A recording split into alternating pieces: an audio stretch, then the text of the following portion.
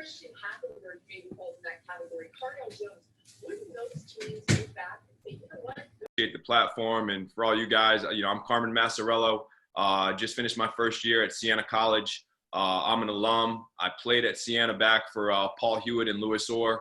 Paul ended up leaving for Georgia Tech, so my only year I got to play for Coach Orr, his only year before he left for Seton Hall. And so many different twists and turns of my journey. And I truly do believe it's all about the people you meet and, the happiness and how you carry yourselves day to day. My journey's been anything but normal. I was, a 3-year starter and a captain at New Hampshire, and I wanted to have a chance to make the NCAA tournament. So I give up a full scholarship and go to Siena, where I'm a local guy. So I grew up in this area too, was, player of the year for the local newspaper and all that kind of stuff. And that was back when Coach Nichols, Coach John Beeline was at Canisius, and he didn't recruit me. And I only had a couple Division I offers coming out of high school, was going to go to prep school, was a late bloomer. And to kind of fast forward, I was a walk-on at Siena and knew if I wanted to get into coaching, it would also be good to prove to everybody that I could do a job or I could be on the court. And I was a sixth man on a team that won 20 games as a walk-on. Ended up playing. I knew leaving New Hampshire, I was going to have a chance to play professionally overseas. I had an Italian passport. And so instead of going the GA route, I went the overseas route and built connections that way. But it's all about the people you meet and the connections, as Dave was talking about. And this journey is never going to be easy. I was director of ops my first time in college basketball for Fran McCaffrey, and I wasn't sure I was cut out for the business. I thought it was obviously grueling back then. There was no synergy. You're driving to pick up videotapes and you're in the office, doing film exchange, hitting pause and record and, making edits and having clip sheets and had a great staff there. Obviously learning from Fran and Mitch Bonagero, who was a longtime Rolly Massimino assistant, was phenomenal. So I tried to get all my work done and just kind of sit with Mitch and Fran and see how they work just to better myself. From there was no chance to move up. There was an opening on staff, but Fran had a particular way he always formed his staff, so I couldn't get that job. Started working for the City Rocks, which was a Nike EYBL team. They weren't actually an EYBL team back then. They were a Nike-sponsored team. And I actually was one of the first players ever to go Division I from that program back in, the late 90s. So it's pretty cool to have been an AAU coach to give back to the program that I helped and that I played for, because that's what I think it's all about, is giving back. Long story short, worked with kids with special needs and autism, Down syndrome, emotionally disturbed kids, and really loved that mentor process. Didn't want to be a teacher, though. I felt there was way too much red tape to be able to help and love. And there's more paperwork to do than there is love to share. And so that was really disappointing. And so I kind of led me down the path to coach. Ed Cooley gave me an opportunity, was there 3 years, back-to-back postseasons, first time in school history. We win the MAC. We get offered the Providence job. Not sure what role I'm going to have there. Assistant director of ops. And then there was kind of the first obstacle. I was put in the operations role after, I was going to be an assistant. I was recruiting a kid named Chris Dunn. I was recruiting a kid named Ricky Lito. And at the end of the day, it needed to be what Ed needed for his program. He needed me in the ops spot. And I was fine with that, but I wanted to continue to grow. I wanted to continue to recruit. I wanted to continue to build relationships, and I'm a people person. So I moved on from there and got a chance to work for Joe Jones at Boston U. And they were transitioning from the America East to the Patriot League, had a chance to win the regular season title in the Patriot League in our first season, and we had tremendous players. Everywhere we've been, it's been about the players and building those relationships. And then from there, I had a chance to go to GW. And throughout this journey, right, you guys are all kind of taking notes and inventory of what you like, how this boss worked, how the staff dynamic was, who handled what on the staff. Now being a head coach, I have an offensive and a defensive coordinator as well as a skill development coach. So all three of those guys have their own kind of special area of our program that they work. Now, obviously, I kind of tell them what I want in each situation, but that's something to think about for all you guys that are at various points in your career. How are you going to run your program? How are you going to delegate? What What do you want to teach footwork wise, getting open on offense? Are you going to be consistent with your drills? Is the approach of your drills going to, kind of be that, part to whole where everything you do, builds back up to what your program is supposed to be, how you run offense, how you coach defense? And is that something that you've thought about? Do you guys have your philosophy on paper? How are you going to run recruiting meetings? And so I was able through my journey. So I leave GW, and there were some, different situations that went on there. And the biggest thing to know, is, what are you comfortable with? What do you like? How are you treating people? And for me, I'm always my cup is always half full. It's never half empty. And so, that energy, I feel you can bring every day to whatever you have, whether you're having a good day, a bad day, you can always have a positive outlook. I've never understood people that wake up and it's just, gloom and doom. And so, I make sure my staff's all upbeat. I'm probably, and I don't know if this is good or not, but I probably beat all my assistants to the office every day. And maybe Coach Simon gets there sometimes before me if I have to drop my daughter off at daycare. But when it's all said and done, in this profession, we're blessed to be able to make an impact, to be able to help people, to be able to build relationships. And so I try to do as many of these talks as I can, because it's it just feels good for your soul. It's about kind of growing people, and you want to always try to impact people for the good. So with that being said, after GW, I take a $25,000 pay cut to come to Siena to work for Jamie and Christian. And, for me, it's never been about the money. I turned down a job and I stayed at Boston U. We had recruited a kid, Cedric Hankerson, and he turned down Virginia Tech, and he turned down Tubby Smith at Minnesota, and he came to Boston U. And, when a staff does a good job recruiting, people take notice, which is a good thing, right? You want to do it as a staff. You never want to be an I guy. You always want to be a we guy. And so, we did a good job recruiting Cedric, and I got offered a job at Virginia Tech, and it was going to, give me an extra $40,000 in Blacksburg, Virginia, which was going to be, a lot more money than living in Boston. Turned down that job. That's the same year we won the Patriot League regular season title. And it's the same year I met my wife in Boston. So it kind of all works out when you kind of just follow the course, and you're never really doing things for ulterior motives. You're doing things out of a growth mindset.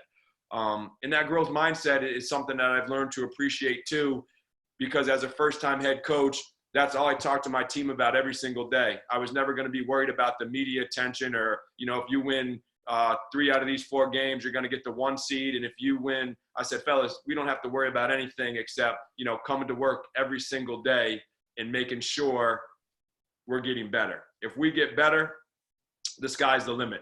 And so that's the mindset we had. And the biggest thing being a head coach and not having really done it before at the Division I level, right? Obviously people are AAU coaches or things like that, but you got to make sure everything is how you want it. And that was kind of the first thing I learned. We were 7-9, and we were 2-0 in the conference, and we go down to Manhattan and we get our butts kicked. And Steve Maciariello does a great job. And I was thinking, hey, we beat Monmouth on a Thursday night. We're playing Manhattan on Sunday. We'll have a light shoot-around walkthrough on Friday. We'll get on the bus, head down to Manhattan on Saturday, and then we'll have an hour light practice Saturday, because our guys are going to be ready to hoop. We're 2-0 in a conference, got a chance to go to 3-0, and we'll be ready to go, because Manhattan's always a big game. Siena Manhattan is a pretty good rivalry. And so when it's all said and done, my guys get down 30, and I was like, man, so what I took from that was we always got to guard the other team's action live the day before a game, regardless if we just played the night before. I told our guys, hey, I'm making sure regardless what we do, we're always guarding that action live. It's one thing to go through it and to scout and to know, hey, they're going to set this action here and we're going to do this and do that. But if you're not guarding it live, they're not thinking it's a big deal. So from that point on, we changed our practices up a little bit. And then just making sure you're holding everybody accountable, right? Danny Hurley, when I got the job, gave me a great message. He's like, don't let anyone around you be complacent. Everybody should be working towards their best at their highest level. And so that philosophy that I had before I got this job, that I'm kind of putting in all my nuggets and formulating how I want to run things, I have different tidbits and I add to it yearly. So that's kind of one of the things I'm in the process of doing right now, is adding to my recruiting philosophy. For example, some schools you can take junior college players, other schools you can't. At Siena, we can if there were a qualifier out of high school. So, for like one of my assistants, I said, hey, you don't need to tell me you're getting the transcript. Every guy you're recruiting, the first thing you should do is you should have the transcript. As an assistant, you want to be as diligent as you can, and you're always on a fact-finding mission. And so I felt I did a great job for the bosses I worked for, as really being detail-oriented and always kind of having information before it was asked for, right? You always want to have as much information, as much background knowledge in intel as you can, from, the music the kid likes, what the parents do. The transcript is so key. People don't even realize, right? The transcript tells you so many things. How many times they're late to school in the morning, how many missed classes, participation grades sometimes. So there's so many things on there. And you can also see the location of their home address to the school. You can find out how far they live from school. There's so many little things that you can actually research when you get certain pieces of information that people kind of take for granted. So my biggest thing is to tell my staff, you always want to get as much information as you can, and it doesn't need to be relayed to me. I was a big fan of a folder system back when I was at Fairfield, and I was a young single guy.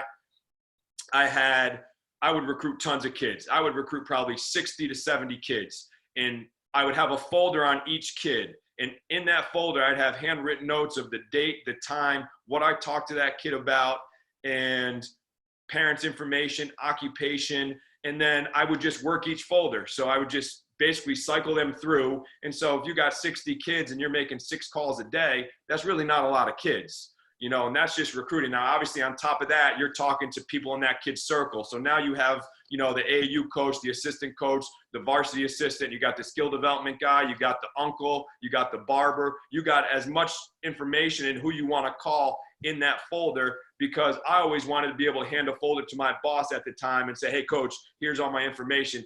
Now all he has to do is read it. Now, obviously, I'm not a big computer guy. I would always handwrite my notes. My penmanship's pretty good. There's some guys that probably struggle that need to put that stuff all on the computer. But when it's all said and done, to be that detail-oriented just helped me when I got this job and got my opportunity, because we know there's so many great coaches out there that have never been fortunate enough to become a head coach, right?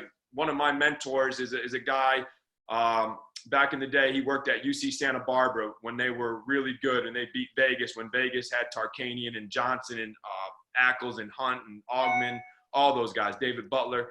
And so he was an assistant at Cal Santa Barbara, and he was a finalist for 3 different jobs, and he didn't get any of them. And he's a phenomenal coach. And so that's always kind of just a reminder to me that there's so many great coaches out there. I'm never going to think that, hey, this is, a God's intervention to let me become a head coach, right? I was fortunate enough to be in the right situation and to make the right moves and to live my life the right way and to always take care of the people that took care of me and just always be genuine. And so do good things happen to good people. I truly believe that. But I think you have to, continue to put in the work regardless of the obstacles. I could have said, hey, let me mail it in. I'm working for Ed Cooley. Being his director of ops in the Big East for $110,000 isn't a bad deal. But I wanted to grow. I wanted to learn. And by having that kind of thirst for that knowledge and for that growth led me to Joe Jones. And I got to see how he ran his program. And that situation was similar to my situation here at Siena, because we took over for Pat Chambers before, when he left for Penn State at BU. And so we took over a winning program that just went to the NCAA tournament. Now here at Siena, when I got hired by Jamie and we took over a program that won 8 games and a coach was fired, and then we won 17 games, and now I'm sliding over a seat to a team that basically returns the Rookie of the Year and a first-team all-conference guard and a sit-out transfer in Elijah Burns from Notre Dame and a sit-out Don Carey. And then, we put in some pieces. And what I realized was, and Joe struggled with this at first because Pat Chambers and Joe were from that Villanova family, and they talked about attitude, and they had the attitude club, and they had so many different things that they did. Joe was trying to be Pat, and eventually it hurt us. And so I was like, listen, I can't make that mistake. I got to be who I am. And by being genuine and being who I was, was able to kind of show the guys that like, hey, you know, coach cared about us. He's going to do it this way. And they were able to see that there was no kind of, you know, trying to be somebody I'm not. And so I think that was the biggest thing. And I was fortunate enough to get the job in March. So I had March, April, May, June, July, August. I had all that time with our guys in the summer before I had to even step on campus and formulate a plan for practice. So we did more individuals and things like that. But that was one of the other things that I didn't struggle with, but I really thought, you know, hey, what drills do I want to run? What drills do I like coaching that show my personality and show my energy? So that's something to think about too. You should always have a drill bank, right? What drills do you like that you're doing at NC State or that you're doing at Florida? And can you add another shot or another pass, or can you add a manager? Obviously, different levels have different managers, different support staff. You know, how is the access to the practice facility? Can you have things going on early in the morning, or is there, you know, women's volleyball or women's lacrosse or preseason conditioning for a different sport? And then the biggest thing is to be a communications and a relationship guy within the athletic department. At Siena, we're the biggest sport, right? We're the number one money earner. We get over 6,000 fans every home game. We were undefeated at home this year, 14-0. Still trying to find a couple games. Obviously, it's going to be tougher as we continue to grow. But, you know, at the end of the day, you have to make sure you're putting your imprint on your program. And so as an assistant, you have that every single day. You have that ability. And sometimes I feel like we forget, you know, we're showing up to work and we're late, or we're running and we got a wrinkle in our shirt, or our pants aren't, you know, ironed, or, you know, like every day. And how many times have all of you guys heard it, right? Every day you're on a job interview. You don't know, somebody could come in to see me and just pop in that's in town recruiting, and he's a head coach from another school, and my assistant's, you know, trying to move up and he looks like shit. You know, like at the end of the day, you know, you have to look how you want to look every single day for that job that you have, because that's the best job, but also so you're looking like you're in that job market. So like even for me, every day during this whole pandemic, which is crazy, I think it's the best time for us as coaches, because we're all self-driven. We're all self-motivated. We all have work we can be doing. So I transcribe notes from a conversation I had with Fran Fraschilla. I transpose notes of a conversation I had with Coach McCaffrey. What are you guys doing every day to get better? And I ask my assistants, and I have a personal assistant who's awesome, who's, you know, really struggling right now because he would make money from camp, and we're not sure we're going to have camp. So I said, hey, what are you doing to grow yourself now? What books are you reading? What podcasts are you listening to? Who are you calling to talk and have meaningful conversation? I try to schedule my day out where, you know, I'm getting up in the morning with my daughter, who, you know, obviously now is amazing because I get to spend the most time with her and my wife than I've done since my honeymoon and when she was first born.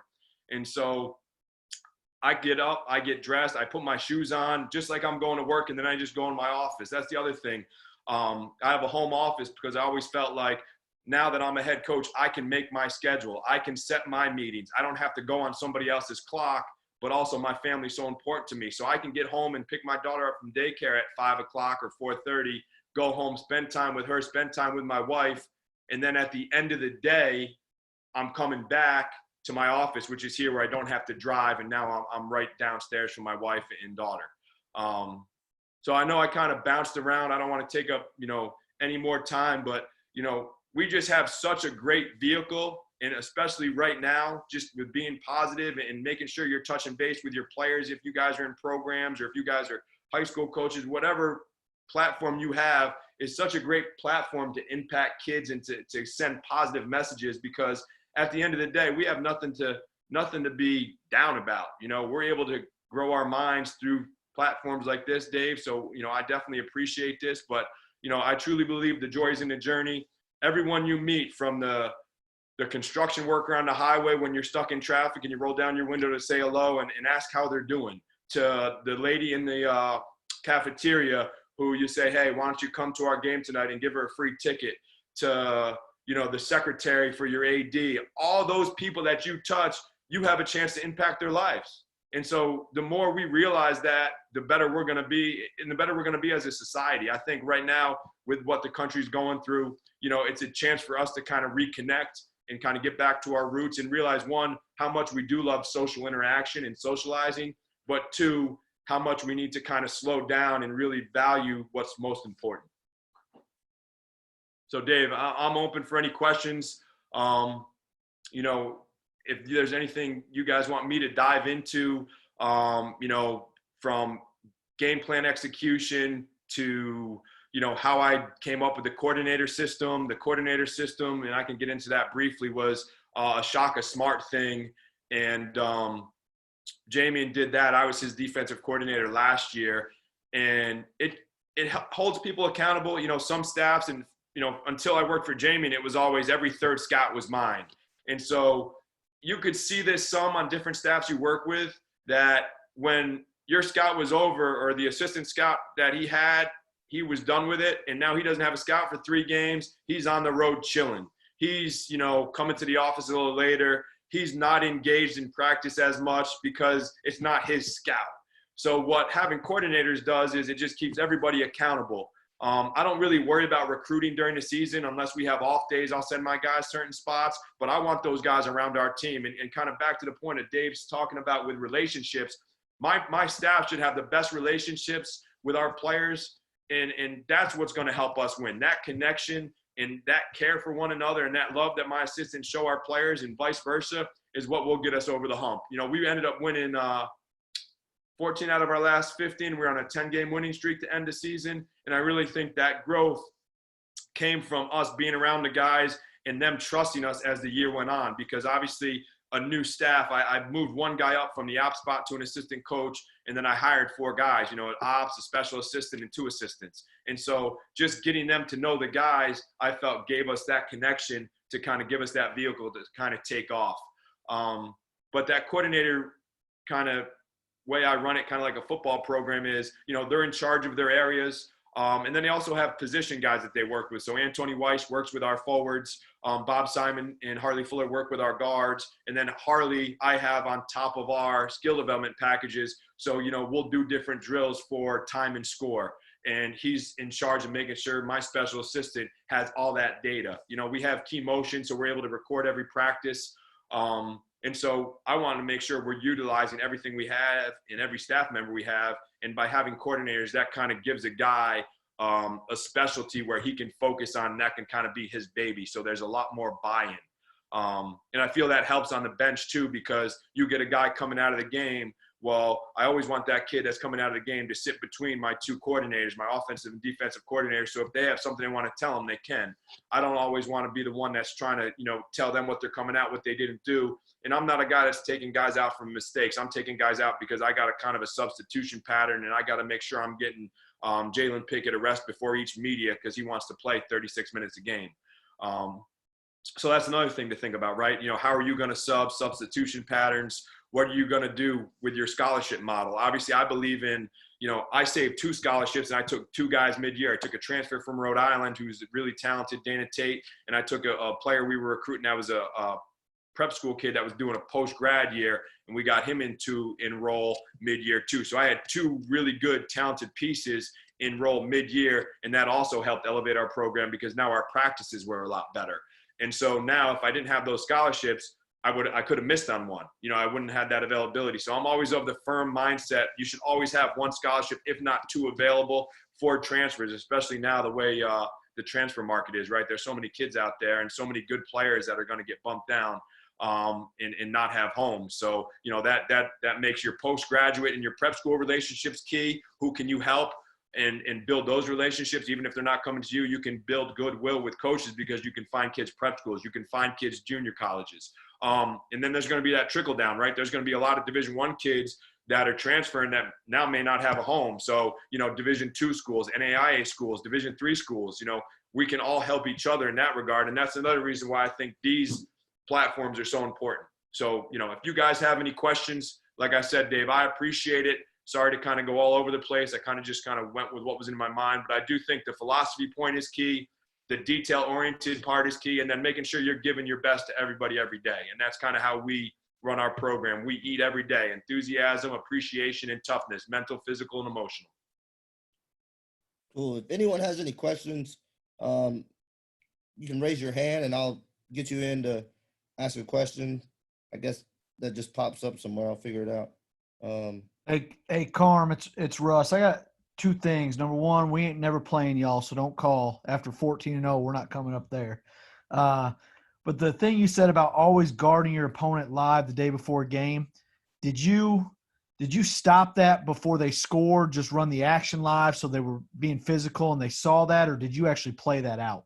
No, so it was full speed live, but we're not going for a basket. But I want to have them going with pace and setting that screen and knowing where our switch is going to be if we're switching any action. And then I'll blow it dead. Once I'm fine with it, I'm blowing it dead. But the guys are getting a good lather and they're guarding with pace and with speed because I want to see where there's miscommunication. And that's the only way you can find out that stuff is if you're going full speed. But yeah, no baskets.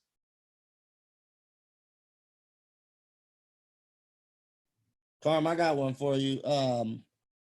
What's the biggest adjustment you had to make when moving over that one chair? Yeah, so just holding everybody accountable, right? So I'm a pretty detail-oriented guy, and if there's something that I see that I'm not happy with, I gotta call it out. Whether that's a guy giving a half-assed effort in practice, where even if we're warming up, like it really kind of pisses me off when I see guys kind of stretching half-assed. And obviously, probably back when we all played, we all stretched half-assed too. But now I'm a coach, so I think it's a big deal. No doubt. So holding people accountable. That's the biggest thing. Carm, I got a question for you. What are you doing to prepare for, like, if this rule passes that allows players to transfer right away? Is there anything you're doing proactively to, like,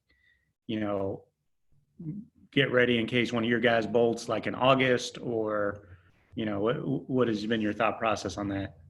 Yeah, I think it's going to be bad for college basketball, to be honest with you. That's one of the things I was talking with Fran McCaffrey about, and it'll be crazy. It'll be like the Wild West.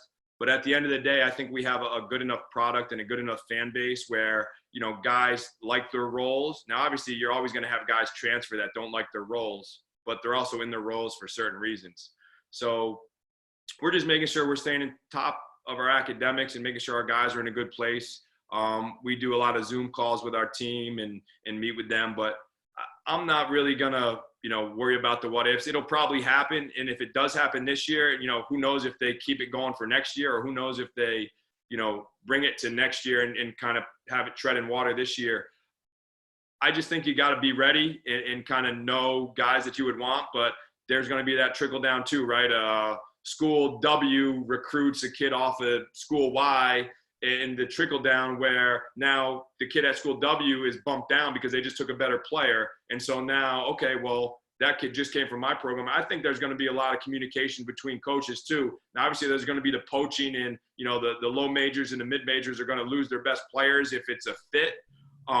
But sometimes, the grass isn't always greener. And I think, what was it? John Rothstein maybe put out that stat for the mid-major transfers that transferred up that had averaged double digits, and then it went to a high major and none of them averaged double digits. So my thing is, we've had two guys test the NBA draft the last 2 years. You can go to the NBA from anywhere, as we know. We've had guys in our school's history. Kenny Hasbrook was, with the Heat for a little bit. Edwin Ublis was with the Wizards a little bit. We've had guys, show that they could do it. If you're good enough, the NBA is going to find you. Now, what I don't understand is guys leaving programs that have a certain percentage to make the NCAA tournament, and then they go to a team just because it's a BCS level team and they have a lesser chance of making the NCAA tournament. So, I think it has to be about having the right kids too. With that being said, I could lose, if it happens, do you lose any guys? Do you lose 3 guys? But at the end of the day, there's always going to be kids out there. It's just going to make our jobs a lot tougher because we're going to, not that we're not now, constantly recruiting. Thanks. All right. Kelton has a question. Kelton, go ahead. Go ahead. Yeah, Coach, I had a question for you. When you're scouting and using Synergy, how often do you use Synergy? And do you ever use the tendencies that Synergy produces? I know sometimes it'll say balanced, unbalanced, or low average, average. Do you try to exploit some of that, or how do you base your scouting report? Yep. So I go all Synergy. My assistants use Sports Code. I use all Synergy. So I'll watch, and I watch a ton of film. And I like watching full games too. So I'll watch 1 or 2 full games, and then I'll go on Synergy. And my special assistant breaks down numbers. So if I'm watching something and I think there's a tendency, Russ always drives the ball right and then stops and pivots. We'll do a breakdown drill where we got to work on chesting the offensive player because we know a lot of their guys drive it a certain way and then pivot, and pass. So we'll work on different things that will kind of help our game plan where we build it into our practices. But as for the pour and that type of stuff, I look mostly at the ball screen. So I'll look at how often they hit the roll or how often the ball handler scores. So for me, that's basically what scouting comes down to, right? There's a lot of false action. Obviously, you can see which guys shoot spot ups. So I'll look at spot ups, ball screen percentages, how many times they hit the roller. Because if they don't really hit the roller, you can really stay longer on the ball. And all that stuff you see, though, when you're watching the game, too. So I just use the numbers to verify my eyes are telling me the right information. Thanks, Coach. Yeah, and that's overall with the whole analytic piece, too. Jamie last year and even this year, I think at GW, he shot a ton of threes. He was always trying to get a certain number of threes up. What I did when I got the job was, I didn't want to be a team that couldn't attack the rim and put pressure on the rim. So we would always talk about the last 10 years in the MAC, the team that won it was usually top 3 in scoring. So we knew we had to play faster. We were the second slowest paced team in the country 2 years ago behind Virginia. And this year we were right in I want to say in the 140s, 150s, which was, good. And then we also wanted to score, at the free throw line. And we also wanted to be able to get the ball off the glass to get extra possessions. So I kind of had a plan for how I wanted to play too. And then how you implement that, just kind of taking that another piece. Coach. Coach Mims typed one and said, how do you go about giving guys their roles on the teams? Yeah, so, a lot of that stuff is earned, in the preseason, in the individual workouts. But, having been the assistant, that was a lot easier, right? It's not like I was coming into a situation and had to evaluate. I had pretty much, known their skill sets and their offense, their defense, what they struggled with. And, we put together a game plan for getting those weaknesses to be strengths and making those strengths even stronger. So, I was kind of fortunate. But you can see, for guys that just get jobs, it's about watching that film and seeing what actions that coach ran that you just came in for, right? What was successful, what wasn't successful. And so, when it's all said and done, using your staff to evaluate, what are you doing? You're doing metric shooting drills. So we'll go 53. You got to make 53s in 5 minutes. And that's a rapid fire drill. It tests conditioning, but it also sees who can make shots and how many they can make. If they can't make 50, they're probably not going to be a guy that's open that we want to catch and shoot. And then, all right, what are we doing with him since he's not a big catch and shoot guy? Are we going to go dribble handoff if he has it? Is he always going to go rip and go? Or is he going to go kind of pass and follow if it's a big? And is he always going to roll? Is he going to pop? So just kind of going through kind of what you want to run and what their strengths are. But you've done that through the skill development piece, at least with the shooting, the dribbling. And then the next piece is obviously IQ, right? That's the biggest thing. Who can run your team? Who can communicate? Who's a good leader? Who's your best defensive player? Do you want to have a guy in the starting lineup that's not great on offense, but he's your best defensive player, so you start games off better defensively because he can guard the other team's best player if he's a guard, so on and so forth. Ooh, Hunter's got one. You hear me? Yeah, I got you. Okay, Coach, what do you look for? What's your communication like on your assistants, I guess, on a daily basis, them to you and you to them? I guess in and out of season is probably both different. But. So during the season, yeah, say hi, Hunter. So during the season, we meet every day. So certain coaches don't meet and they kind of just put a plan up on practice and you got to kind of know your segments of practice and what you have to do. Some head coaches don't even talk about what they want to do in practice. They just make their assistants kind of fall into line because they've been doing it so long. And I meet every day for practice. We go over different things we want to focus on. It depends on the prep, but if it's, we're not playing yet and it's just regular practice for our team, we have a plan. So, hey, we're going to really work on this breakdown segment here. Bob, you're really making sure your focus is on the pivots.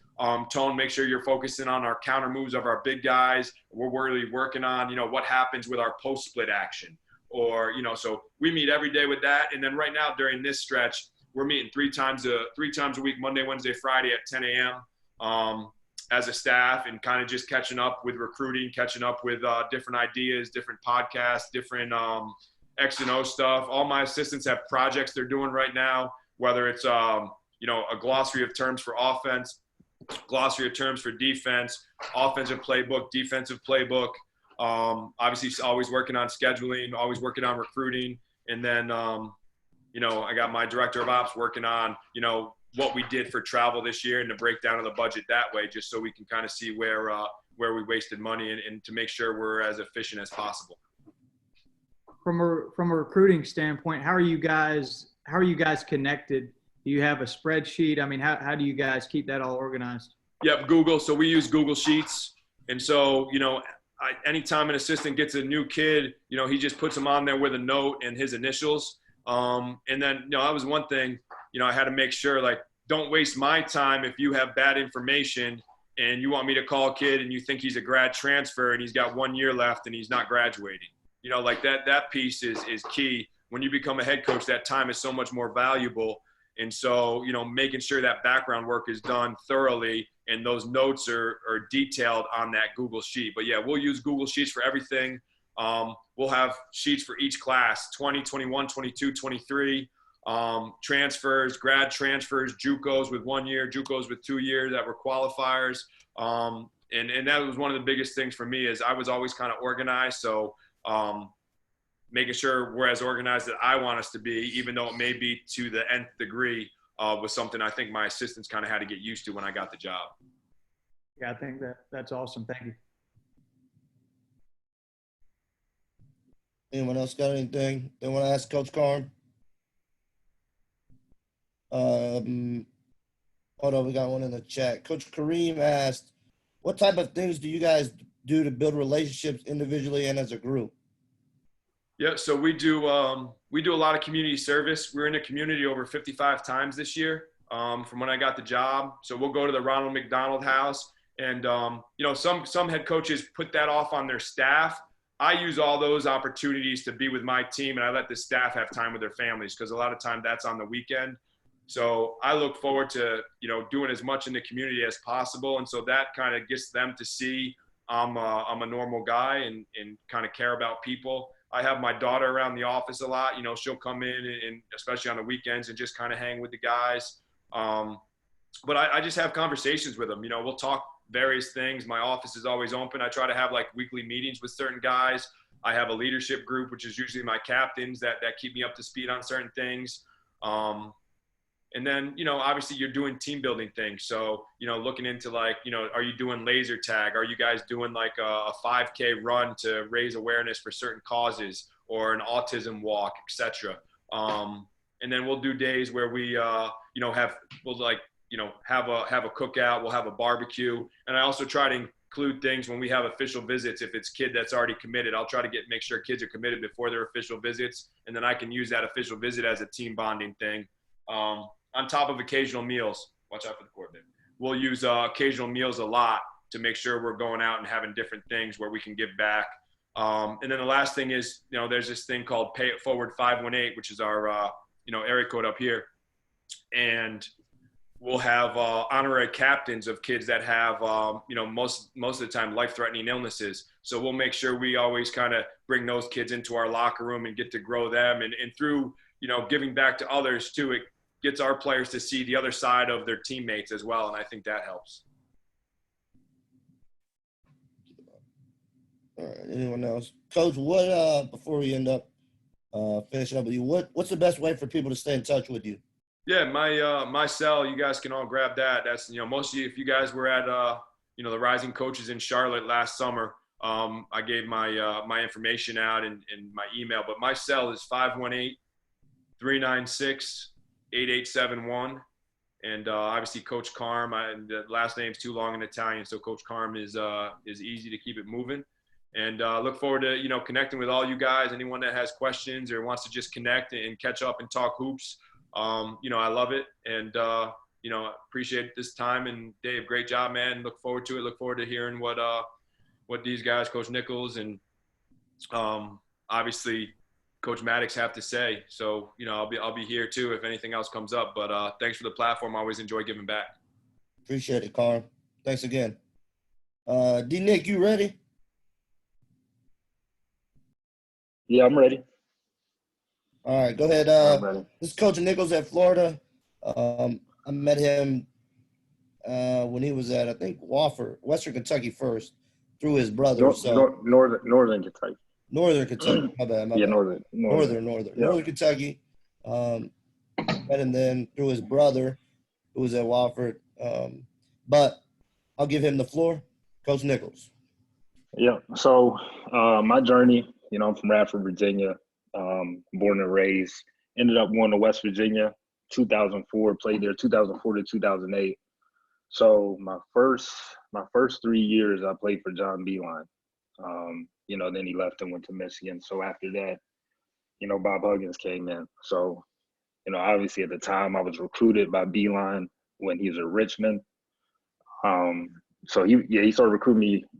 I think I was ninth grade. Yeah, I was in ninth grade. And then, so I ended up, going with him to West Virginia. And then, so back to it, when Huggins took over, for me, that was, it was frustrating because, you signed up to play for one guy and then he leaves and you have somebody come in new that you don't even know. And at the time I thought it was the worst thing ever, but, looking back on it, I think that's probably the best thing that happened for my coaching career. Because, I've been fortunate to work for a lot of good people. And then with, if I would have just played for John Beeline, I probably would have thought that was the only way to do it.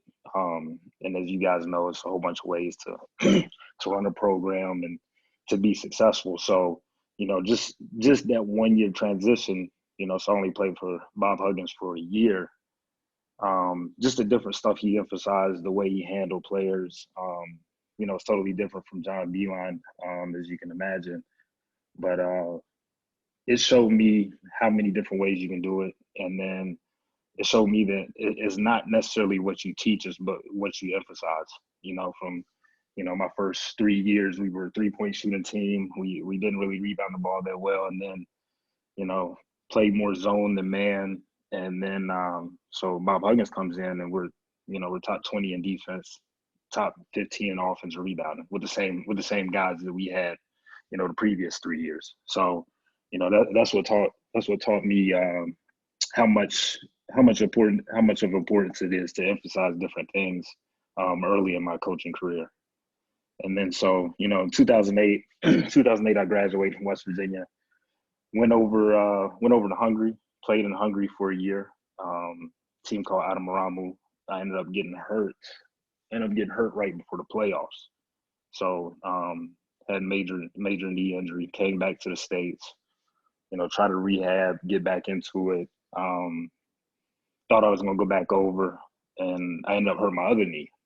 So then I'm thinking, okay, what am I going to do? I was one of those dudes, just like a lot of the guys you coach, thinking they're going to play NBA basketball for years and then retire and live the good life. So that didn't happen for me. So, I went back to West Virginia to rehab. Was up there rehabbing. It was crazy because I was actually, working at a local hotel. I was a valet attendant parking cars. So, you go back a year and a half, as a starting point guard. And then, a year later, I'm parking cars at the waterfront, living on my teammate's couch who was in med school. And then, it just showed me that life hits you fast and it's all about how you respond to it. And, that's what I learned at that age. And then I get a call from Bob Huggins, who I just played for. And he's like, hey, man, I got a grad assistant spot coming open in a year. If you want to get into coaching, it's yours if you want it. So I struggled with that decision for a few months.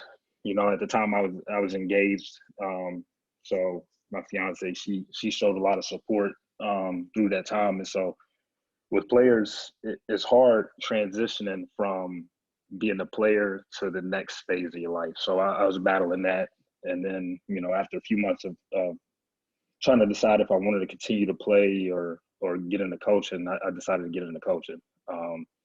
So, I spent 1 year as a grad assistant and then went on to Northern Kentucky. But the main thing that I learned from it from all this stuff and all the moves that I've made and coaching basketball so far is that everywhere you go, you're planting seeds.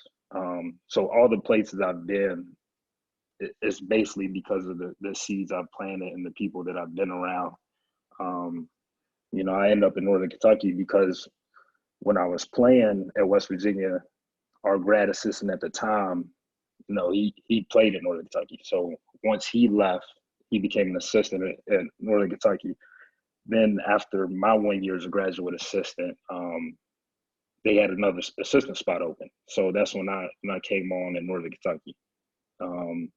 So, you know, and we try to tell our guys all the time, like, you never know, you're auditioning every day. So if I wasn't doing the right things and as a player, he wouldn't have signed off on me to be an assistant with him in Northern Kentucky. So I spent 2 years in Northern Kentucky. And then after those 2 years, I go to Wofford, where, you know, that's when I met Dave. And my brother played at Wofford for Mike Young. And, you know, once again, if I wasn't, you know, planting the right seeds, then I would never got that position at Wofford or at Northern Kentucky. But it's crazy the people that you meet along the way. I remember when I was at Northern Kentucky, that's the first time I met Jamie. It's the first time I met Jamie Shaw. And that was through my brother. My brother was like, hey, man, there's a guy, you know, in North Carolina who does a good job. This is actually when Jamie wasn't, I don't think he was even charging for your service then. So you just kind of trying to get into it. And then, you know, it's just amazing following guys' journeys and where they started. So, you know, that's the first time I met Jamie when I was in Northern Kentucky. Met Dave when I was at Wofford. So I spent 1 year at Wofford. Then I ended up at Louisiana Tech. So I ended up at Louisiana Tech. Back to what I was talking about before, you know, Mike White, the head coach, he was at Louisiana Tech. He was also at Ole Miss. So Andy Kennedy was the head coach at Ole Miss when Mike White was an assistant. So Andy Kennedy and the Bob Huggins connection, you know, Andy Kennedy worked for Bob Huggins. So that's how I ended up there. And it was funny because actually a few years earlier when I was at Northern Kentucky, I was out recruiting at Hutch, you know, the JUCO National Tournament. I was out there recruiting. Just ate with a few guys. I didn't know Mike White at all. Just had some dinner with him. Then every time I meet somebody new on the road, I try to write a handwritten note to them, you know, just circling back and making sure I keep maintaining and building relationships. So, you know, I just stayed in touch with him after that. And then he had 2 assistant spots open. Jordan Mincy, he hired him, who's assistant with us right now, Louisiana Tech. So Jordan Mincy, he was hired probably a month before I was. And then so, you know, Coach White asked him, he said, you know, who should we hire? And he said my name, because me and Jordan Mincy, we used to scrimmage against each other every year when I was a player at West Virginia. So that goes back along the lines of what I said earlier is, you know, you always plant seeds, but you don't know when those seeds will actually sprout. So, you know, me and Jordan got close, so he signed off on it. And then, you know, you fast forward that, and, you know, I'm in my 6th year at Florida. So that's kind of how I got started in this thing.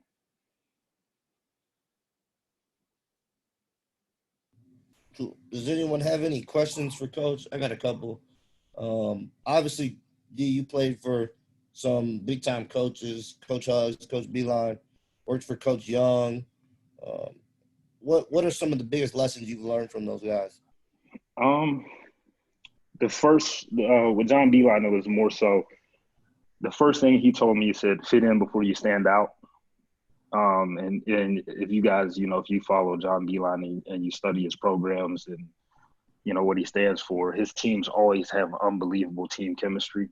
So, you know, it was one of those things when I was playing for him, you know how it is. You guys have him on your team. Everybody back home saying, "Hey, man, why aren't you shooting the ball? Why aren't you doing this? Why aren't you doing that?" But, you know, me as a freshman, as a sophomore, we had guys on the team that were all American. So, you know, I understood at the time that, you know, those were the guys that needed to take most of the shots, because he always preached the team chemistry thing, and he always told guys, fit in before you stand out. And then by the time I was a junior and senior, you know, that was my time to stand out. I would say with Bob Huggins. With him, it's just you never know how much you have in you. Like he always wants more. He always wants more. Like you may be thinking you won the biggest game of the season, and he's already moved on to the next game. Win or lose, he's moving on to the next game, and he demands so much from his players.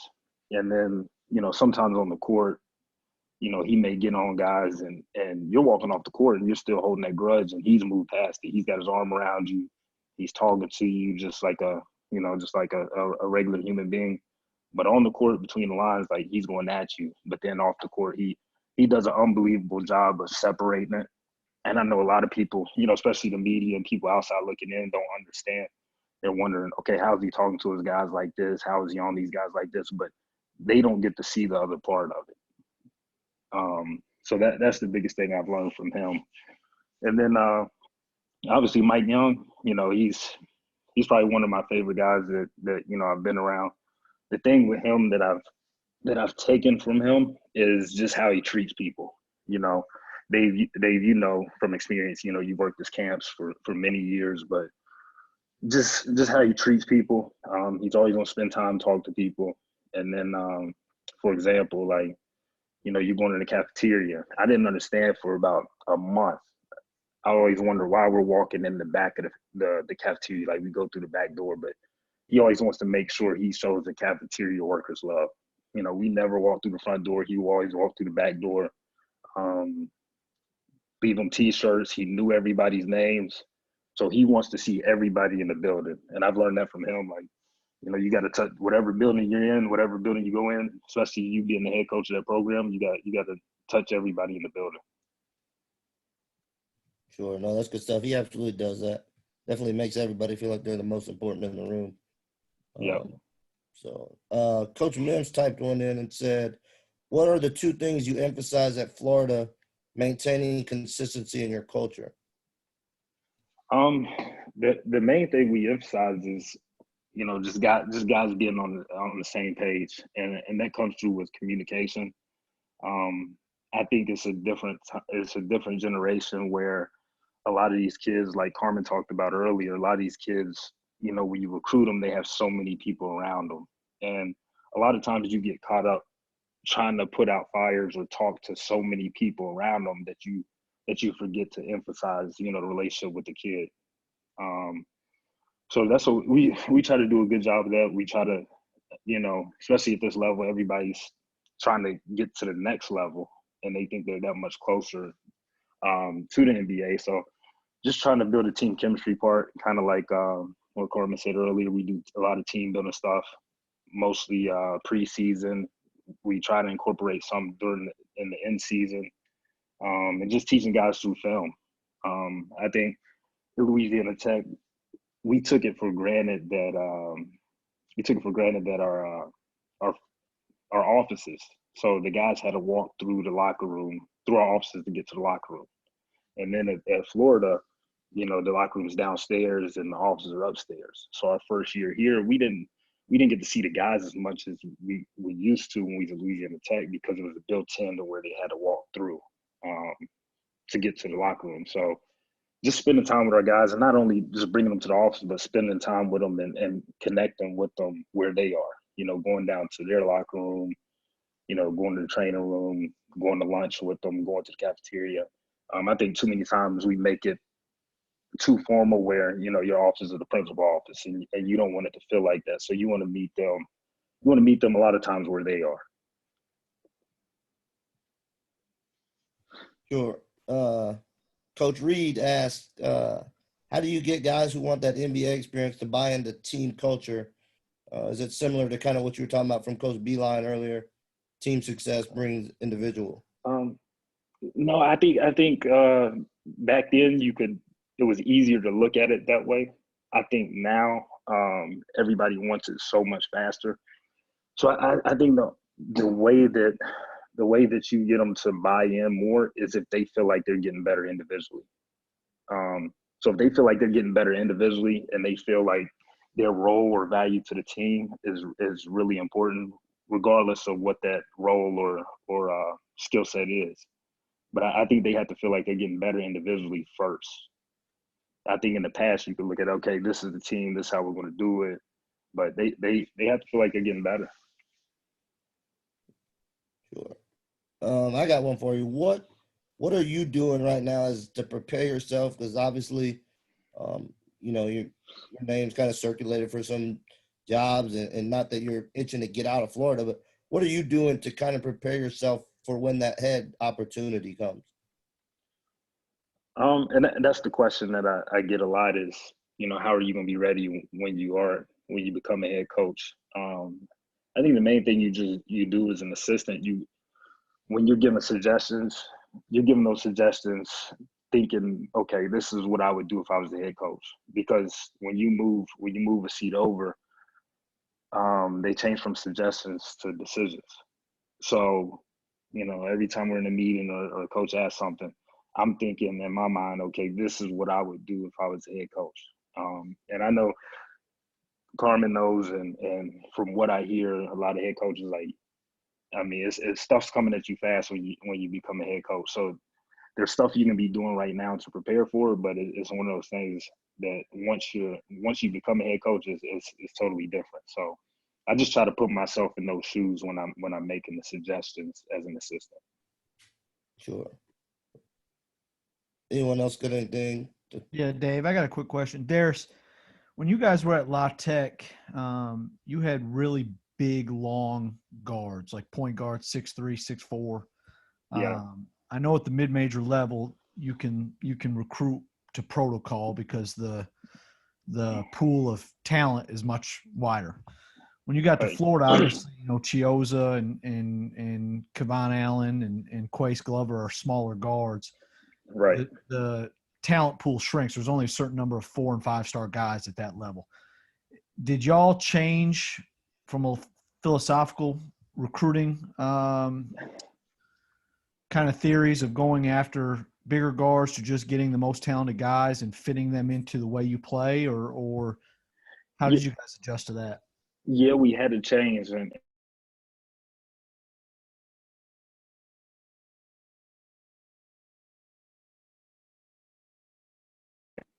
hold on, can you hear me? Hello? Yeah, we can hear you. Okay. Yeah, we had to change because when we first got the job, I think we got it in May or June. But anyway, so we were at some local restaurant. We were still living in the hotel. So we had a local restaurant. We was watching the NBA draft.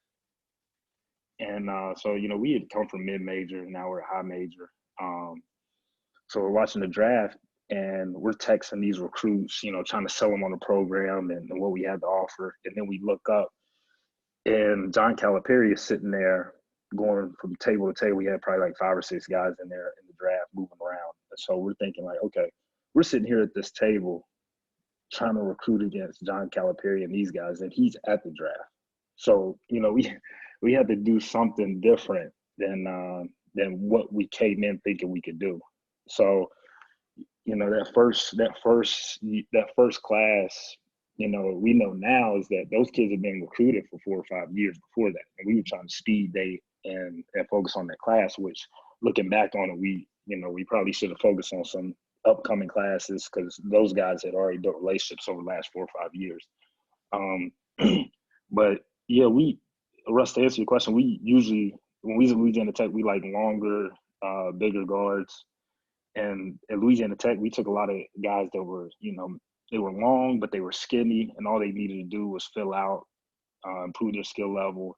So we took a lot of high-level athletes and then just done a lot of skill development. And by year 2, 3, 4, 5, because some of them redshirted by year 5, they were really good players. So then we get to Florida, and we have 2 small guards, and Chris Jones and Casey Hill, who were 2 of the fastest guys in college basketball. And so, now we got to the point where we just have to try to get the best players we can possibly get. But in a perfect world, we want our guards to be extremely fast, and we want to be able to get up and down, kind of like we did at Louisiana Tech and then our first and second year at Florida. Chase had a question. Yeah, thanks, David. Coach Nichols, so you said with your, time with Coach Beeline and Coach Hugs, how you learned that what you emphasize is clearly what you're going to be best at, and how you turned into the best offensive rebounding team with the same group of guys. When you move that next chair over, what's something that you've learned that you'll, carry with you forever that you'll emphasize? Obviously defense. Because I just think that that's the easiest way to get guys to buy in. Obviously, you got to be good defensively. This year we struggled because this is probably the worst defensive team we've had. So I'm real big defensively, and I think that's just how you create a lot of buy-in. But and Hugs always said, and I'm a firm believer on this: how are you going to get extra possessions? Are you going to get it on the offensive glass? Defensive glass? Are you going to get about forcing turnovers? So you have to go in that mindset thinking, how do we get extra possessions? Some teams, you may have a team that can pressure and take other teams' balls, but obviously defensive rebounding, offensive rebounding, and the defensive end is my mindset of how you would get extra possessions. So that's what I would focus on. Gotcha. Thank you. Yep. Anyone else? All right. D, appreciate you. Appreciate you, Dave. If you guys anyone wants to stay in touch with you. Yeah. If anybody wants to stay in touch with me, my cell's 352-316-2763.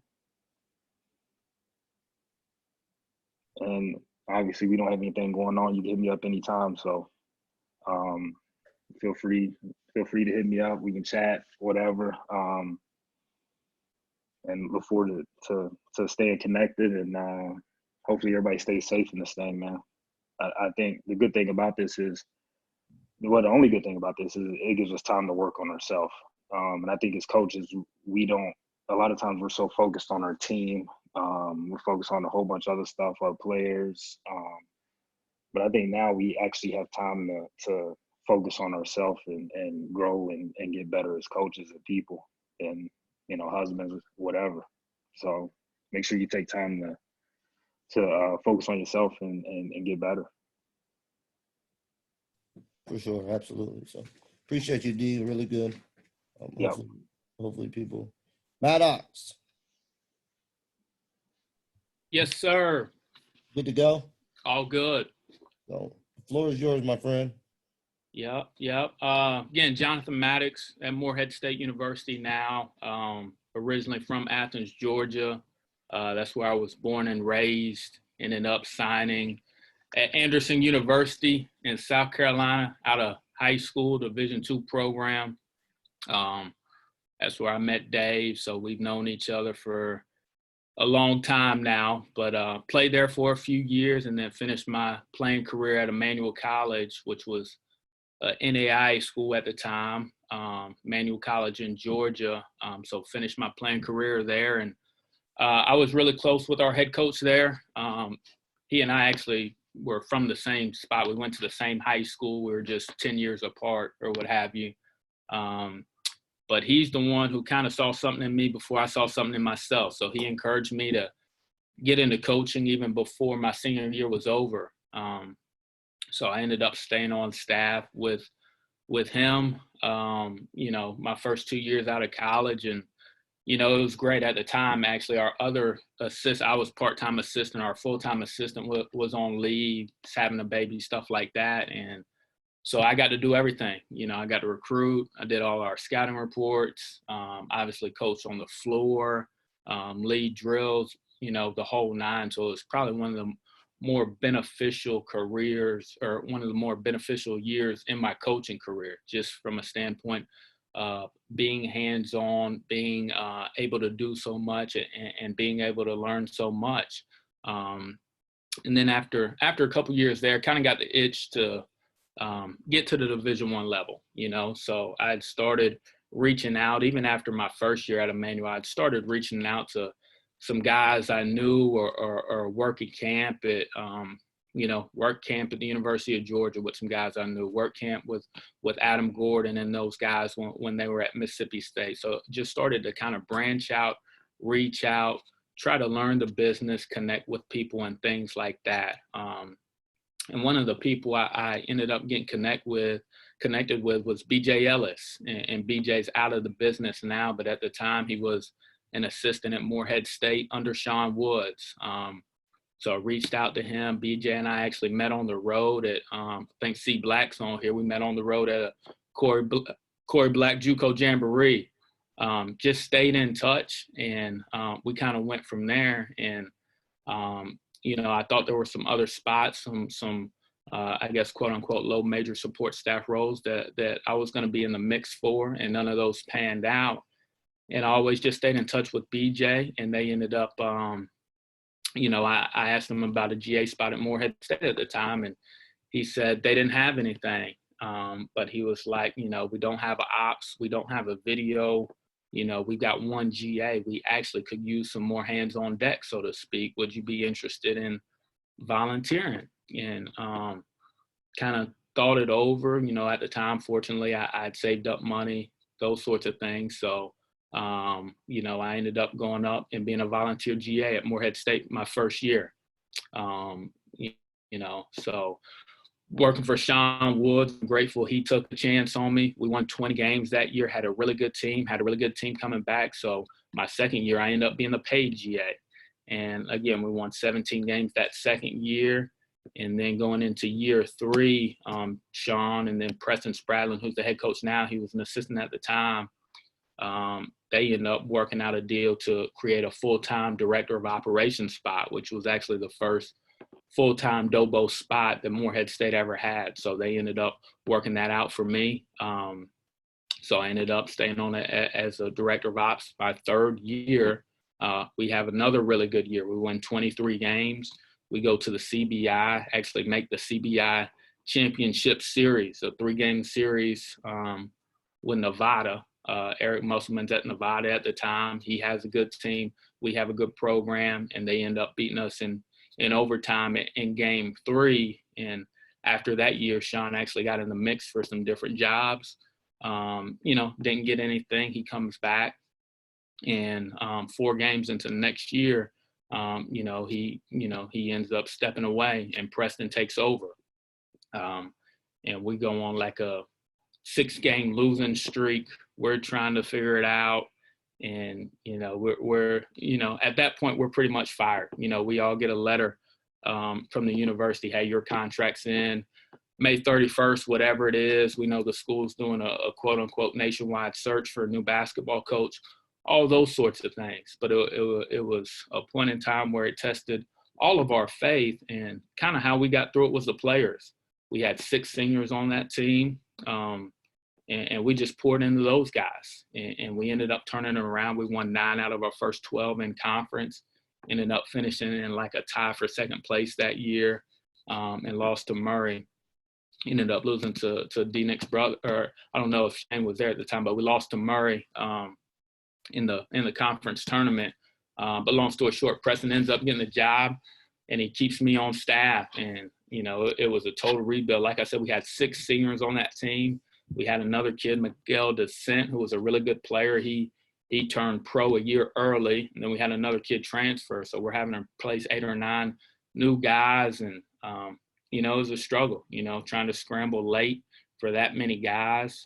Preston's first full year, we tell people all the time we weren't very good. We finished last in the conference that year, and then from year 1 to year 2, we go from last, which is 12th, to 5th. So we felt like we made a big jump.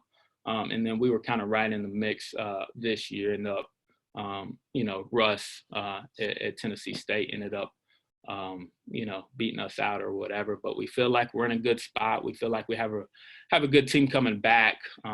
Still need to add 1 or 2 pieces, but we feel like we're in a good spot. But that's kind of my journey. From a D2/NAIA player to where I am now. Kind of my thought process was, take a bet on yourself, bet on yourself, go put your head down, go work as hard as you can work, meet as many people as you can meet, and kind of go from there. And, I'm fortunate. A lot of things have worked out in my favor. But at the same time, I think for any young coach out there, you got to create your luck. You got You got to put in the work, put in the effort, put in the thought, whatever it is to set yourself up to be put in positions to be successful. Sure. No, that's a lot of good stuff. If anyone has any questions, you can raise your hand, chime in. Jonathan, Jamie Shaw here had a quick question for you, and Darris and Carm can chime in here as well too. As a young assistant, getting into the game and all that kind of stuff, how important is it for you to get players? How important is the recruiting aspect for you to bring in players to your job and to your climb as a coach? Yeah, very important. You know, recruiting is the lifeblood of any program, and Carm and Darris have more experience than me, but, you know, I'm sure they'll tell you the same thing. You know, that's a large part of your role as an assistant coach. You know, yeah, you got to make suggestions in meetings. Yeah, you got to do your scouting reports, things like that. But a large part of your role as an assistant coach is to beat those bushes, to be out on the road, to be on the phone, to build relationships. You know, I think Carm did a great job talking about that. Build relationships with high school coaches, with prep school coaches, with junior college coaches, with guys like you, Jamie. You know, even when, you know, you may not be able to get a player from them at the time, build relationships for 3 years from now, 5 years from now, 10 years from now. That's a huge part of what we do as assistants. Yeah. Jamie, I think the thing that's important about that is the coaches you work for. I think it could be really bad if a coach puts individual pressure on certain assistants to get kids, and then that guy may feel like, okay, I got to get these kids. Where in reality, you're trying to get the best. You're trying to get the best players. So if one of our assistants, if we're both recruiting point guards, and another one of our assistants is recruiting a point guard that's better than the kid that I'm recruiting, then we need to go with the kid that's the best. So I think that head coaches shouldn't put individual pressure on assistants, because I just think that could be a recipe for disaster when it comes to, you know, staff breakdown and chemistry and that type of stuff. So I do think it's important to get players, but you got to get the best players. And sometimes, you know, as assistants, you need to put your ego aside and say, okay, this kid's better than the kid I'm recruiting. I would agree. And then, you know, when both you guys are head coaches, the next piece is, are we recruiting the right pieces? Are we recruiting the right players that fit my head coach? You know, I need guys as a head coach now. And when I was like this as an assistant, you know, the guys, that first phone call, you have a connection or a chemistry with a recruit.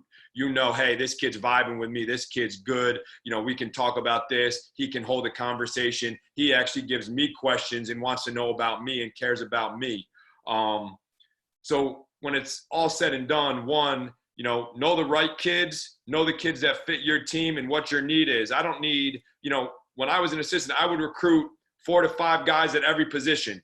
And I think that's going to be the model moving forward too, to kind of address Adam's question about maybe this one-time transfer rule, right? You should always have a list of kids, you know, and say, hey, and have great descriptions, evaluate their games, know exactly what they are, what they can do, know all that background information, know when to bring them to the table.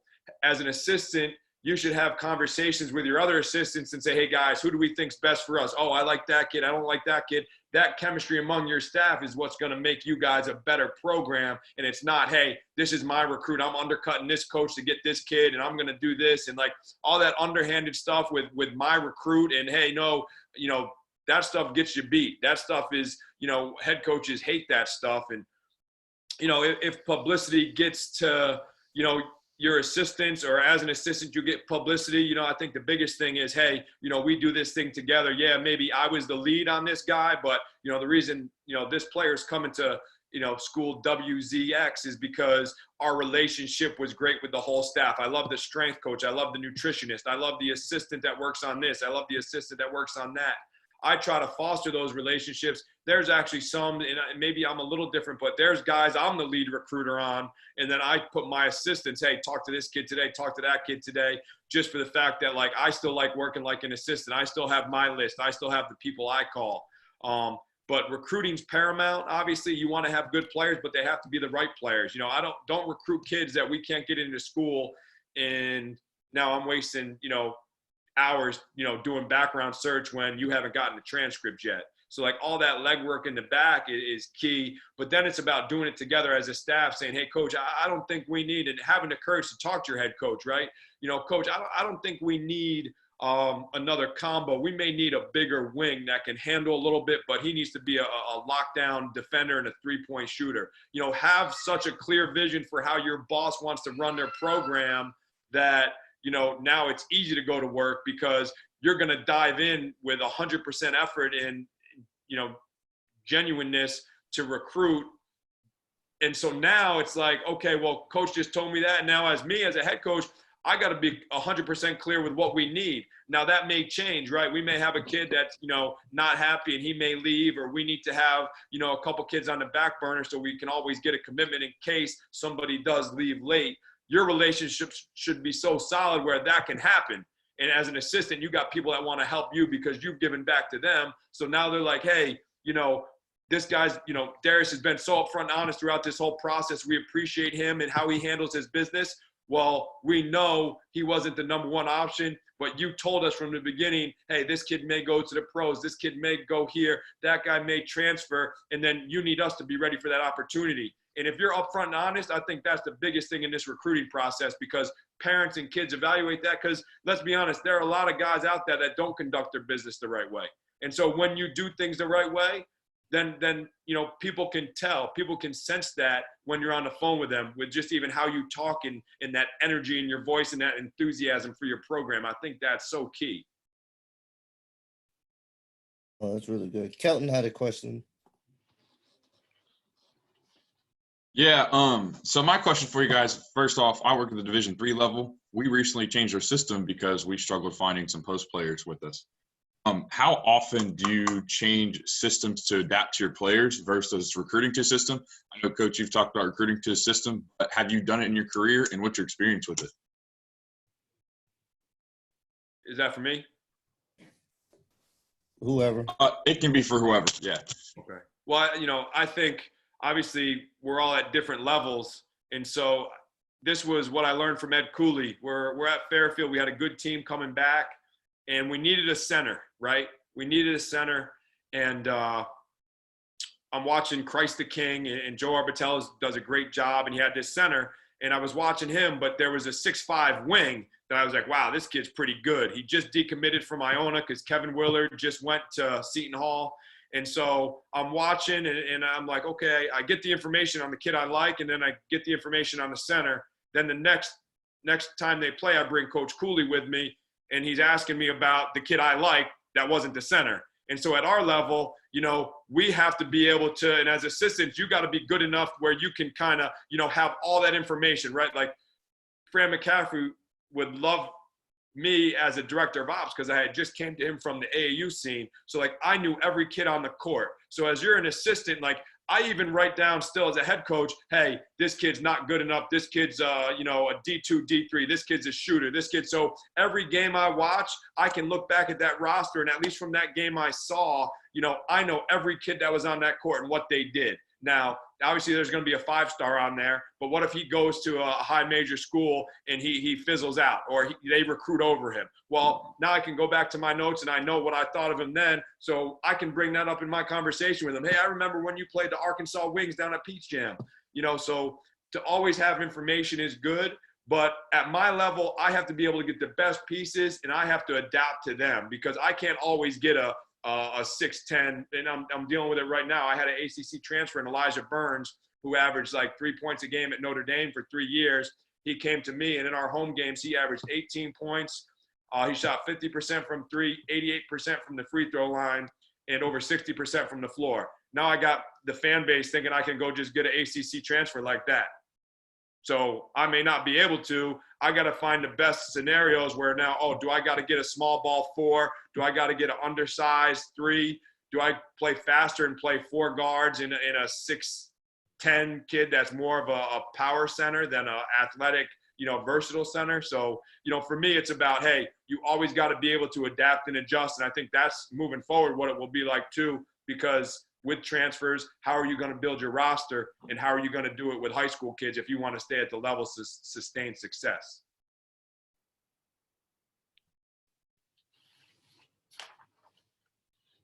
Hopefully that answered your question, Kelton. Coach Maddox, Coach Mims had a question in the chat. What was the biggest adjustment going from Dobo to assistant? Just your daily routine. You know, I've heard Adam Gordon talk about this a lot. As a Dobo, you probably got, you know, you got a lot on your plate, from academics to a lot of logistics, you know, meals, travel, buses, flights, hotels. You know, I'd always check in with Coach Woods, see what he needed, check in with our assistants, see what they needed. So you just got a lot on your plate. You know, sometimes you got, 25, 30 things on your plate, that you're always doing, seeking out, handling emails, seeing what, invoices, what you got to get to your secretary, all those things. There's so much on your plate as a director of operations, where as an assistant, it really comes down to recruiting, player development, and obviously in season, you're scouting, you're developing game plans, stuff like that. So there's a lot less on your plate per se from a responsibility standpoint, but you still have to be, like I said, on the phone, on the road, beating the bushes, watching film, one of those things. So there's less to do, but you still have to be very efficient and very effective. But as a Dobo, you got a lot on your plate that you got to manage. Sure. I got one for you. We heard from Carm already as a head coach. There's right on the cusp. How are you as a mid-major assistant kind of navigating the waters of networking, connecting with people, kind of to use Darris's point of planting those seeds, when you're probably a couple years away? Yeah, no, I think networking's a big part of it. Like D. Nick said, following up with guys. I've got guys, especially during the season, I can't sleep, on game nights after we play. So I always get on ESPN, CBS Sports and check scores. Just go through scores of every league, Sun Belt, Conference USA, ACC, SEC, whatever it is. And a lot of times I'll shoot out texts to 3 or 4 or 5 guys, whether they just had a big win, a program win, or whether they may have had a loss, try to pick those guys up and encourage them. One thing I'll do is call different head coaches, obviously Russ is at Tennessee State. Penny and I are pretty close. I called Penny a couple of weeks ago, said, hey, what are some things, you may have been doing as an assistant to prepare you to be a head coach? Just trying to pick his brain on 3 or 4 things, just to make sure, what I'm maybe aligns with what he's doing, or he can give me a new idea or something like that. But you always have to be seeking out different ideas. I think Carm made a great point put your thoughts down on paper. Your offense philosophy, your defensive philosophy, your drill bank, like he said. What are you going to be doing once that opportunity comes? So I think you always have to be thinking ahead, thinking like a head coach, talking like a head coach, acting like a head coach, dressing like a head coach. Always focus on not where you're at or who you are, but who you're becoming.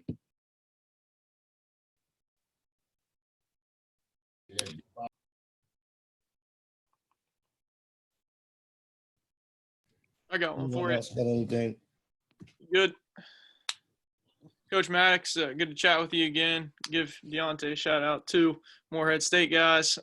So I know on your social media and everything, I want to ask you this because I think it pertains particularly well to you guys at Morehead. One town, one team. Yeah. And nearby, I know Morehead is a smaller town that relies on buy-in from the community. And I'm just always curious when I go to other practices, knowingly that it's important to you guys to involve the community, whether it's a donor or a professor at the institution. When they come to practice, does Coach Spradlin or any of you guys have something set in place where if there's a visitor, you guys kind of have a routine, whether it's the guys, on your team going and shaking their hand, or just know, like you as an assistant, just know, okay, at some point I got to spare 5 minutes, whether it's, a water break to go say hello? Is there a system? I'm just curious in that because it's more so, it has nothing to do with basketball, but just relationships and representing that M on your chest. Yeah. I don't know if it's a system, but one of our core values is respect. Treat everybody with the same amount of respect, whether it's the president of the university, whether it's the athletic director, whether it's a janitor. Look people in the eye, say please and thank you, introduce yourself, say yes ma'am, no ma'am, yes sir, and no sir. So when people are coming to practice, as assistants, we may be in the middle of practice and I may run over, introduce myself, chat with them for a couple minutes, or others, I may come back, or other assistant runs over, after practice, the guys, coach may have the guys go introduce themselves or whatever, and we take them a t-shirt. But I think the biggest thing is respect, especially, a lot of people that come to our practices are season ticket holders. So they know who we are already. They know who our guys are already. They may be asking us about who we're recruiting, what's the game plan for Belmont, this, that, and the other. But the biggest thing is just treat everybody with the same amount of respect, whether it's the president of the university or a janitor. Thanks. And then I'll go ahead and rattle one more off at you. Looking back on your experience as a Dobo, and, Coach Carm can chime in on this, as he mentioned with Coach Cooley. What's one thing now looking back that you took away that you're just very happy that trait you have now, whether it's prioritizing, delegating? I know I was on a panel last night. People were saying they struggle to delegate, and they're learning that. Managing people, connecting with people, just something that you took with you now that's made you a better assistant coach that you took from the Dobo position. Yeah, probably the biggest thing is organization. You know what I mean? Like I said, you got 25, 30 things on your plate as the director of operations. You better be organized. You better know what you're doing, when you're doing it, how you're doing it, who you need to talk to. You got to be organized. But probably the biggest thing I tell people is, because we all want to be coaches. Everybody wants to be an assistant coach. Everybody wants to be a head coach. A director of ops is just a stepping stone. But I remember talking to one of my friends a few years ago who didn't want to be a director of ops. And I asked him, I said, do you want to be a head coach one day? He said, yeah. I said, well, after being a director of ops, I was only in the role for a year and a half. But when you are a head coach one day, you better be knowing what your director of ops is doing. You know what I mean? So I think that's the biggest thing you take from it is hindsight, is, when you do get your chance, you want to be able to delegate appropriately to your assistants. But obviously, you as a head coach are really going to rely on your director of basketball operations for a lot of things. And you having direct experience doing that job, I think, helps you when you get to that head coaching role. Gotcha. I would say the biggest thing, working for Fran as his director of ops, I got to really see the insights of college basketball with how it was, run like a business or, like a Fortune 500 company. So perfect example I give is, we had to get on the bus and we would always try to eat pregame meal right after shoot around. And we would always eat that out of the hotel because it saved our budget. And so before we even sat down, the salad had to be on everybody's plate. After 4 minutes, the pasta had to come out, and then the protein, and then we were on the bus, and it had to be in under 40 minutes because it was all about the players and being efficient to give them more time to rest. And it was also known that that's what it was for. So the guys appreciated that. Fran was a big players coach. Now, obviously that gave me complete anxiety because I'm calling this restaurant, 20 times, 2 days leading up to it, a day leading up to it. And then you get there and they still didn't really understand that, no, the salad actually had to be on everybody's plates before we walked through that door. And literally 4 minutes, the pasta had to be out and everyone should have had water before we even walked in. And so when that's not set up, I'm hearing about it. And, just how you can be so proactive with everything, right? And never reactive.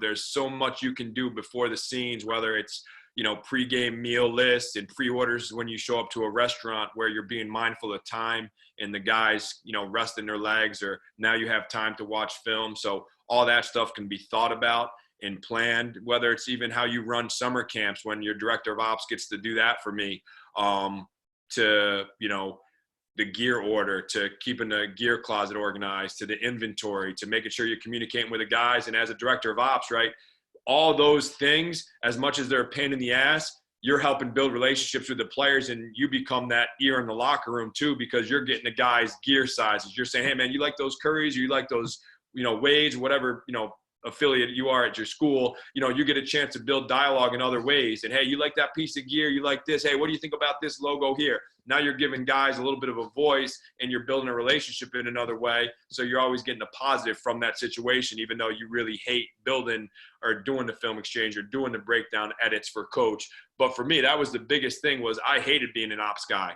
Obviously, it was a necessary evil, and I think it's almost a requirement for everybody, because you learn to appreciate everything you're going through and how important it fits in to the bigger picture. But when it's all said and done, I wasn't even sure I wanted to be a college basketball coach, because I hated doing the ops stuff so much. You want to be on the court, you want to be making phone calls, you want to be, and so you got to be able to channel that fire and do the best in your role that you're at, because it is a learning experience and you got to grow from it, and you want to do a great job for your boss.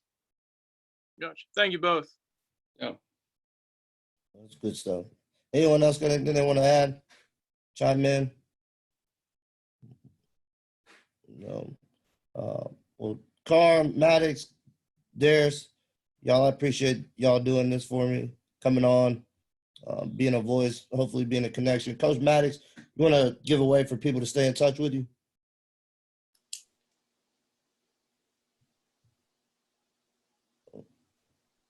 John, you there?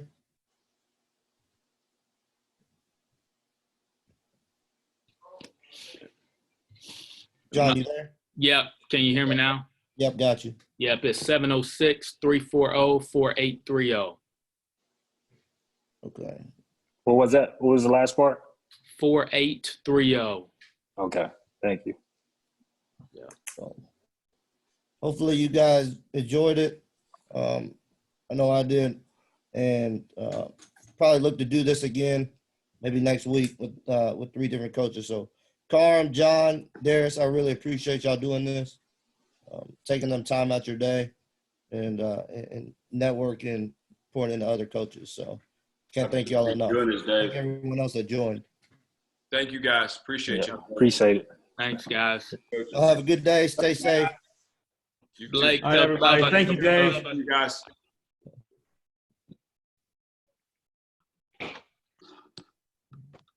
Price.